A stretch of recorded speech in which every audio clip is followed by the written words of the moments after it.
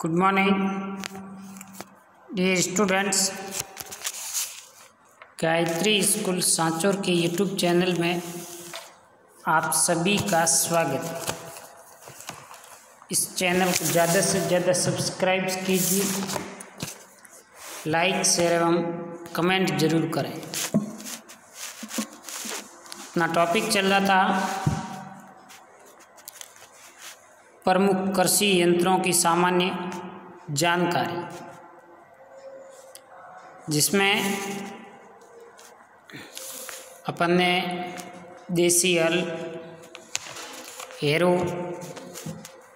Cultivator और उर्वरक बीज ड्रिल जैसे यंत्र के बारे में पढ़ लिया था।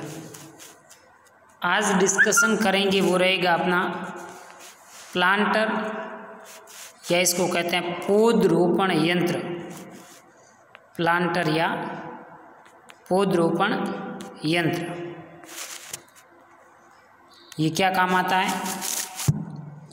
नर्सरी में तैयार पौधे जैसे चावल, गन्ना, सब्जियां तथा कंदवर्गीय फसलें जैसे आलू, शकरकंद आदि के रोपण का पारंपरिक तरीका, जिसमें हाथ से बोना रोपण करना पड़ता है, जिससे अधिक समय तक तथा श्रम की आवश्यकता होती है। साथ ही इन फसलों की एक समान दूरी व गहराई पर रोपण मेहनत का कार्य। ये कार्य आजकल दक्षता से कम लागत के प्लांटर से किया जा रहा है, जो अलग अलग फसलों के अनुसार प्रचलन में आते हैं। आलू बोने की मशीन, गन्ना बोने की मशीन, चावल बोने की मशीन, सब्जी बोने की मशीन। इसमें पहली आती है ऑटोमेटिक स्वचालित, जो स्वतः चलती है।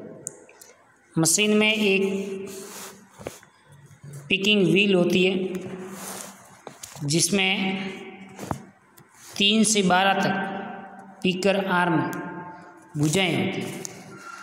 पिकर आर्म्स पिकर हेड द्वारा पिकिंग कक्ष से जुड़ी रहती है। प्रत्येक पिकर हेड में तेज नुकीले पिकर बिंदु लगे होते हैं, जो पौध बीज का एक एक टुकड़ा उठा लेते हैं। जब पिकर आर्म इसके नीचे आती है तब इसे छोड़ देता है, जो स्पाउट में गिरता है, जिसके द्वारा ये कुड़ में पहुंचता है। पिकर व्हील के चक्रों की संख्या को बदलकर बीज से बीज की दूरी को घटाया बढ़ाया जा सकता है। पिकिंग कक्ष में बीज पौधे की मात्रा का भाव स्वतः नियंत्रित होता है। मानव श्रम केवल हॉपर में पौध बीज भरे हैं या नहीं, पिकिंग कक्ष बंद तो है नहीं है, इसे देखने में होता है। दूसरा होता है उच्च गति automatic, high speed automatic machine. इस यंत्र में 2 पिकर व्हील होती है, प्रत्येक में 8-8 पिकर भुजाएं होती हैं। उच्च गति की बुआई साधारण गति की दुगुनी गति पर चलती है। उच्च गति की बुआई साधारण गति की दुगुनी गति पर चलती है और पिकर आर्म्स भुजाएं ऑटोमेटिक मशीन से तेज नहीं चलती है। दूसरी है अर्ध ऑटोमेटिक। इसकी बीज गिरने की प्रणाली उपरोक्त दोनों विधियों से सर्वथा अलग है। इसमें बीज यानी कि पौध एलिवेटर व्हील से फीड स्पाउट से घूमती हुई क्षैतिज फिंडरिंग में गिरती है, जहाँ से कुड़ में गिरता है या रोपित होता रहता है। प्लांटर पर बैठे आदमी की जिम्मेदारी है कि ये पॉकेट में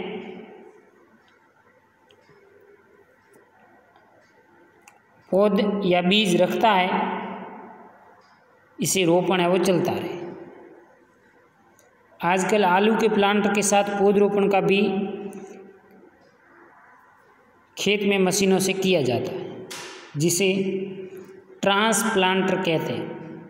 इसको चावल या गन्ना जैसी धान्य फसलों के साथ सब्जी वर्गीय फसलों के खेत में पौध रोपण में काम में लिया जाता है। प्लांटर आप जब प्रयोग में ले रहे होते हैं तो निम्नलिखित बातों की आपको सावधानी बरतनी चाहिए, जिसमें है आलू में बीज यानी कि कंद के टुकड़े निश्चित मोटाई के काटें, जिससे इसका व्यास एवं वजन एक समान रहे, जिससे बुआई या रोपण में आसानी रहे। प्लांटर द्वारा 2 से 4 बीज एक जगह गिरते हैं, तब बीज गिरने का समायोजन मक्का, मूंगफली, कपास, मटर, चना आदि में ठीक तरीके से किया जाए। पौध तैयार कर उसका रोपण आजकल ट्रांसप्लांटर से किया जाता है। वहाँ पौध की लंबाई और उम्र का ध्यान रखकर सही समय पर गहराई में रोपण करें। दान हेतु 3 सप्ताह की पौध वर्तमान में प्रोट्रे प्लास्टिक के ट्रे में एक जैसी एक उम्र के पौधे तैयार करके मशीनों के उपयोग से रोपण कर रहे हैं। मशीन की गति एक साथ रखें, जिससे एक समान फसल खेत में रोपित हो। जैसे धान में 2 पंक्ति प्लांट की गति 0.6 से 0.7 मीटर प्रति सेकेंड, जिसे 1 घंटे के 1000 वर्ग मीटर क्षेत्र में रोपण कार्य हो जाता है। वही गन्ने में 1.5 हेक्टेयर की बुआई 8 घंटे में होती है। अगला जो यंत्र है वह है कंबाइन। भारतवर्ष में इस यंत्र का प्रयोग बड़े फार्मों पर किया जाता है।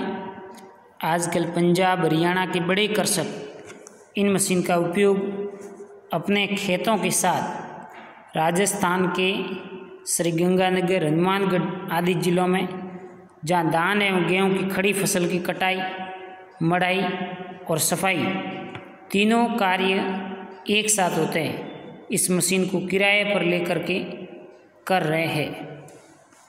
कंबाइन के लाभ: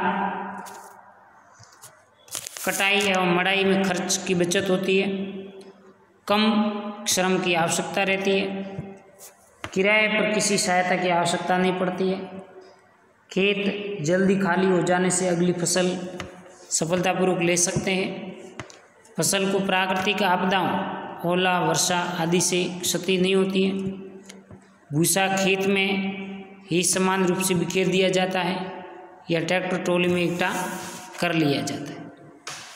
कंबाइन से इसकी हानियाँ: